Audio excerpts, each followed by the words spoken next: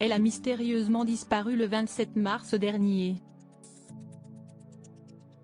Karine Esquivillon a été aperçue pour la dernière fois à son domicile de Maché en Vendée, avant de se volatiliser et ne plus se donner de signe de vie. Cette femme de 54 ans, sans emploi, est partie avec quelques affaires et une somme d'argent, mais sans laisser aucune explication à ses 4 enfants, ainsi qu'à son mari Michel Pial, harcelé sur les réseaux sociaux, avec qui elle vivait mais était séparée depuis 2/3 d'an.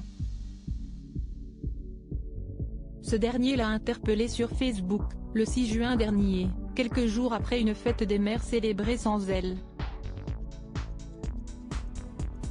Karine, si tu peux nous lire ou nous entendre, Eva Louise, Jules, Bérénice, Antoine et Thomas attendent comme moi des nouvelles de toi, a écrit Michel Pial. Juste au moins des nouvelles on t'en supplie, a ajouté le brocanteur auto-entrepreneur de 51 ans. Depuis sa disparition, selon Le Parisien, elle aurait envoyé quelques SMS à son mari, dont le suivant le 27 mars dernier, marre de vivre à deux, mais pas en couple.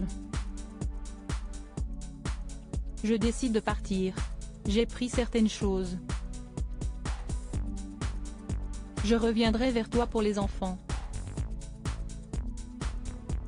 Une information judiciaire ouverte pour enlèvement et séquestration. Nos confrères indiquent que le mari de la femme disparue a également reçu 2 photos de la dune du Pilate.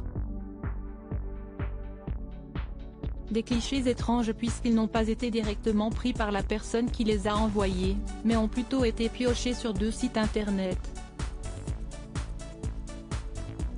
A noter aussi que son téléphone, vidé de sa carte SIM, a été retrouvé au bord d'une route, à 3 km de son domicile, le 9 avril dernier.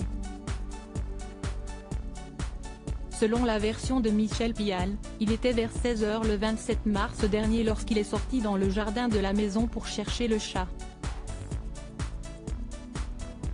À son retour, Karine Esquivillon n'était plus présente. Il pense donc que sa femme est partie en taxi ou en Uber, rapporte Le Parisien. Toutefois, les enquêteurs n'ont pas trouvé trace d'une compagnie de taxi du secteur ayant dû aller chercher un passager à Maché ce 27 mars dans l'après-midi, écrivent nos confrères. Le père de famille a fini par aller chercher les enfants à l'école, transpirant, avant de signaler aux gendarmes la disparition de Karine Esquivillon le 3 avril dernier. Crédit photo, capture d'écran TF1.